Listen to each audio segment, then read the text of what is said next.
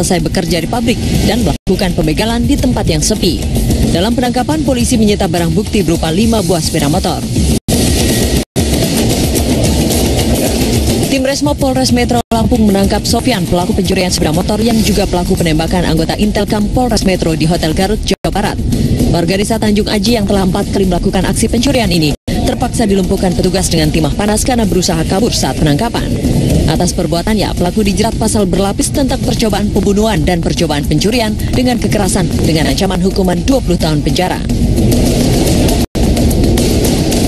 Satuan Narkoba Polres Lampung Timur menangkap Wanto, penjual narkotika jenis sabu di dalam Lembaga Pemasyarakatan Sukadana Lampung Timur.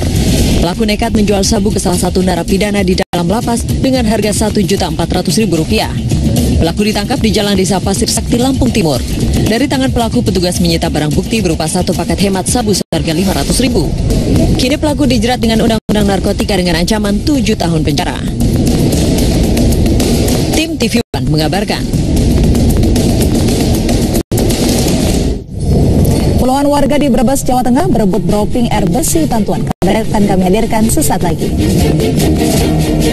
Kembali di kabar siang, pemirsa, puluhan warga di Brebes, Jawa Tengah berebut dropping air bersih untuk keperluan sehari-hari. Sementara itu, krisis air bersih di sejumlah daerah menyebabkan berkah tersendiri bagi penjual rumput pakan sapi di Boyolali, Jawa Tengah. Musim kemarau membuat berkah tersendiri bagi penjual rumput di Boyolali, Jawa Tengah. Bila biasanya pedagang menjual sekitar 540 ikat rumput, kini 1.500 ikat rumput habis terjual hanya dalam hitungan jam. Setiap ikat rumput dijual dengan harga Rp5.000. Hal ini diakibatkan kemarau yang membuat sejumlah rumput milik peternak kering. Peternak pun terpaksa membeli rumput untuk pakan ternak, paling sedikit 3 ikat setiap harinya. Puluhan warga desa Lembah Abang, Kecamatan Tanjung, Brebes, Jawa Tengah berebut mengambil air dari bantuan air bersih yang diberikan pihak Pegadaian Tegal di halaman kantor balai desa. Warga memanfaatkan bantuan air bersih ini karena sejak musim kemarau, warga terpaksa membeli untuk kebutuhan sehari-hari. 270 tangki berisi air bersih ini diberikan dalam rangka memperingati HUT Kemerdekaan RI yang ke-70. Nantinya, bantuan air bersih ini akan dilakukan selama 4 bulan ke depan di sejumlah titik krisis air bersih di Brebes. Pemerintah Kabupaten Brebes saat ini tengah melakukan kajian untuk mencari sumber air dan akan membuat sejumlah sumur bor yang nantinya dapat dimanfaatkan warga saat musim kemarau terjadi. Dari Boyolali dan Brebes, Jawa Tengah, Agus Sabtono, Otong Susilo, TV One mengabarkan.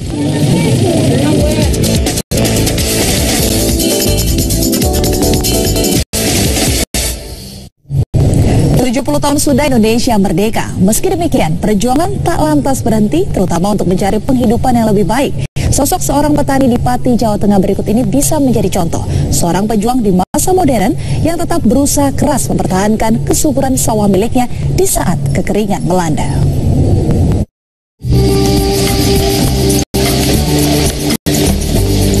Petani menjadi bagian penting dalam perjalanan negeri ini. Namun hingga 70 tahun Indonesia merdeka, petani di Indonesia selalu dihadapkan pada permasalahan yang terus berulang, yakni kelangkaan pupuk dan sulitnya mendapatkan air di musim kemarau. Kekeringan selalu menjadi momok bagi petani di Indonesia saat musim kemarau tiba, seperti halnya di Desa Kedumulyo, Kecamatan Sukolilo, Pati, Jawa Tengah ini. Tidak berfungsinya saluran irigasi akibat minimnya pasokan air dan hujan yang tak kunjung datang menyebabkan lahan pertanian tak lagi bisa diharapkan. Namun pemandangan berbeda terlihat di lahan pertanian milik petani bernama Suroto.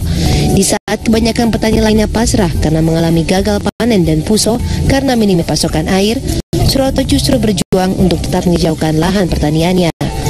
Bersama kelompok taninya, Suroto mencoba menerapkan sistem pertanian yang dinamakan System of Rice Intensification (SRI) dengan benih padi organik. Hasilnya, padi yang berumur 60 hari ini tampak hijau, sementara anakan dari benih yang ditanam juga tumbuh subur, meski tanah di sekelilingnya retak-retak karena minim pasokan air.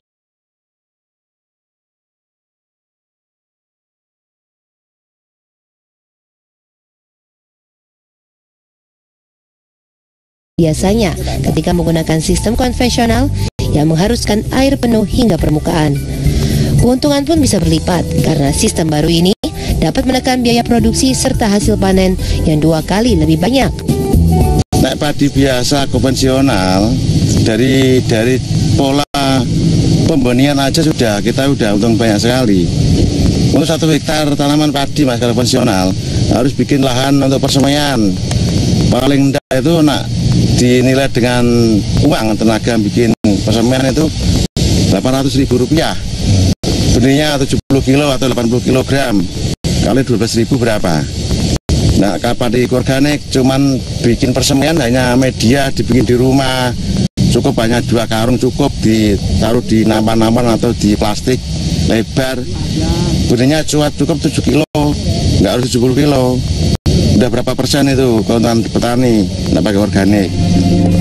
Karena tak membutuhkan banyak air, Suroto biasa membeli air dengan menggunakan truk tangki atau mengairinya dari sumur bor yang berada di sawah.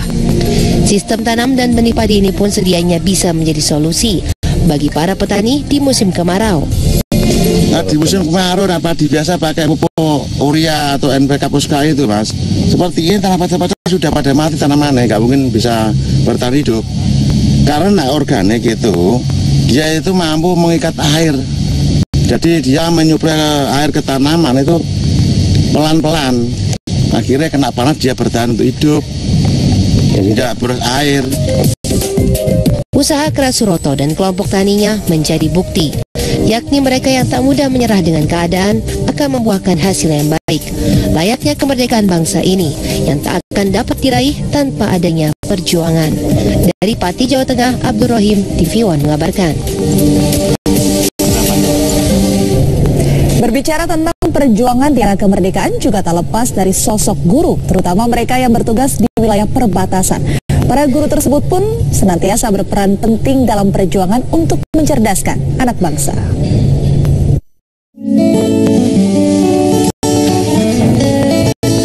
Menjadi seorang guru merupakan panggilan hati Sunarti yang telah 7 tahun mengajar di Nunukan, Kalimantan Utara. Sebagai seorang guru di wilayah perbatasan, ia memiliki keinginan kuat untuk menanamkan rasa kecintaan tanah air dalam diri anak-anak didiknya.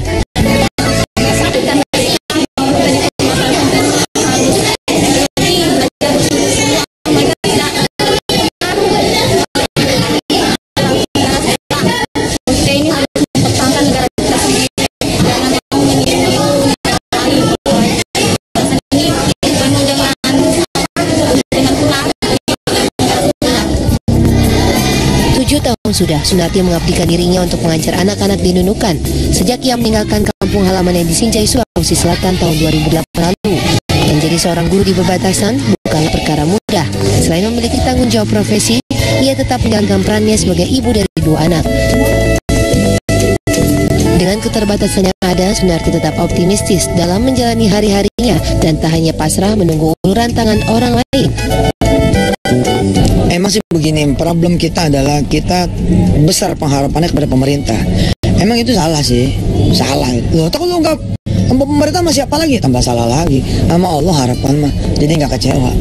Nah, buat para guru-guru di pedalaman, apalagi kalau dia melihat tayangan ini, berdoa kepada Allah. Di hutan juga Allah bisa kasih rezeki kok. Di pinggiran Allah bisa kasih rezeki kok. Terus kita gimana? Biar kita urusan sama Allah, kita ikhlaskan saja. Ya, tapi kan kewajiban kita memperhatikan. Oke. Kita perhatikan sebatas apa yang kita mampu perhatikan dan kita maksimalkan perhatian itu, tapi tolong jangan ada yang bergantung pada pemerintah.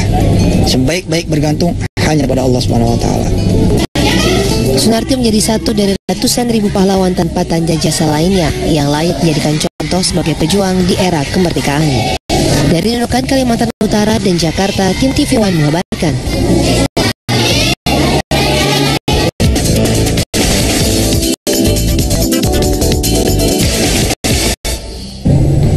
Presiden Joko Widodo dan Wakil Presiden Yusuf Kala menggelar silaturahmi bersama warga Teladan Nasional dan Pemirsa, Presiden Joko Widodo dan Wakil Presiden Yusuf Kala menggelar silaturahmi bersama warga Teladan Nasional dan unsur pendukung acara kemerdekaan di Istana Bogor, Jawa Barat pada hari ini. Seluruh unsur pendukung acara kemerdekaan kemarin tampak hadir seperti